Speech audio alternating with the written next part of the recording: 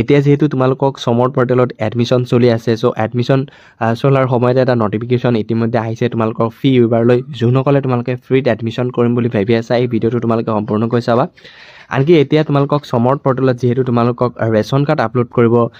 কৈ আছে যদি তোমালোকৰ ৰেচন কাৰ্ডত নাম নাথাকে তেনেহলে তোমালোকে সেই ৰেচন কাৰ্ডটো আপলোড কৰিব পাৰিবা না আৰু নটিফিকেশ্যনত কি আছে তোমালোকক অলপ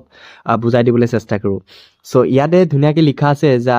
in partial notification of the earlier office memorandum number তোমালোকক ধুনীয়াকৈ আছে যে 28 আৰু 4 2025 এটা কিন্তু নটিফিকেশ্যন ওলাইছিল আৰু সেই নটিফিকেশ্যনত কিন্তু কোৱা আছিল যে যদি তোমালোকে ফি ৱেইভাৰৰ কাৰণে তোমালোকে আবেদন কৰিব বিচাৰা তেনেহলে ইনকাম সাৰ্টিফিকেটটো লাগিব যেহেতু এতিয়া আকৌ ডক্টৰ হিমন্ত বিশ্ব শৰ্মা ডাঙৰীয়াই তোমালোকক কৈ দিছিলে যে ফি ৱেইভাৰৰ কাৰণে তোমালোকক ইনকাম সাৰ্টিফিকেটটো মেন্ডেটৰী নহয় তোমালোকে ৰেচন কাৰ্ড থাকিলে তোমালোকক ফি ৱেইভাৰ হ'ব কিন্তু সেই কথাটো জাস্ট মৌখিক আছিল কিন্তু কোনো ধৰণৰ নটিফিকেশ্যন আছিল ইতিমধ্যে অসম চৰকাৰৰ ফালৰ পৰা তোমালোকক এতিয়া নটিফিকেশ্যনৰ জৰিয়তে ইয়াতে ধুনীয়াকৈ কোৱা আছে যে the fee waiver scheme it is the hereby informed that only ration card shall be considered for the determining eligible under the fee waiver scheme so a fee waiver scheme or জৰিয়তে যদি তোমালোকে ration কি কয় admission কৰিব বিচাৰা তেনেহলে তোমালোকৰ এই ৰেচন কাৰ্ড থকাটো বাধ্যতামূলক আৰু যোনসকলৰ ৰেচন কাৰ্ড আছে সেইসকলে ছাত্ৰ ছাত্ৰীয়ে কি কৰিব পাৰিব এডমিশ্যনটো ফ্ৰী কৰিব পাৰিব তাৰ পিছত আৰু ইয়াতে কোৱা হৈছে যে if the student does not process a ration card the ration card if either parents shall be accepted for this purpose ইয়াতে কোৱা আছে যে যদি সেই ষ্টুডেন্ট জনৰ ৰেচন কাৰ্ডত নাম নাথাকে বা ৰেচন কাৰ্ডত যদি সেই ষ্টুডেন্ট জনৰ নাম নাথাকে বা পেৰেন্টছৰ নাম আছে সো পেৰেন্টছৰ যোনটো ৰেচন কাৰ্ড আছে সেই ৰেচন কাৰ্ডটো ইউজ কৰিব পাৰিব কিছুমান ছাত্ৰ ছাত্ৰী এনেকুৱা আছে যে তেওঁলোকৰ পেৰেন্টছৰ ৰেচন কাৰ্ড আছে কিন্তু সেই ৰেচন কাৰ্ডত সেই ষ্টুডেন্ট জনৰ নাম নাই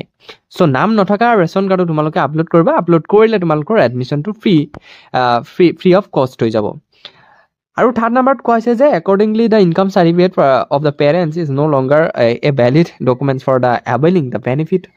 of the fee waiver scheme so ইয়াতে ধুনীয়াকৈ মেনশ্যন কৰা হৈছে যে ষ্টুডেন্ট জনৰ ফি ৱেইভাৰ কাৰণে পেৰেন্টছৰ কোনো ধৰণৰ ইনকাম সাৰ্টিফিকেট এতিয়াৰ পৰা আৰু ভ্যালিড নহয়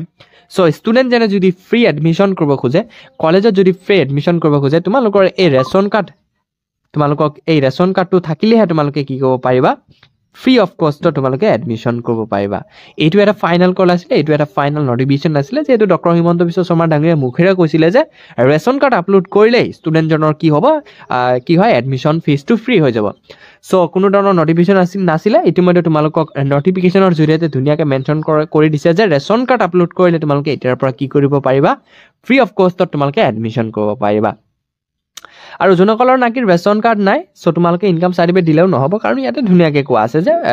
পেৰেন্টছৰ কোনো ধৰণৰ ইনকাম সাৰ্টিফিকেট দিলে ফি ৱেইভাৰ স্কিম হয় এটো বেনিফিট বুলি ধৰা নহব সো ইমানে সৰু এটা ভিডিঅ' ধন্যবাদ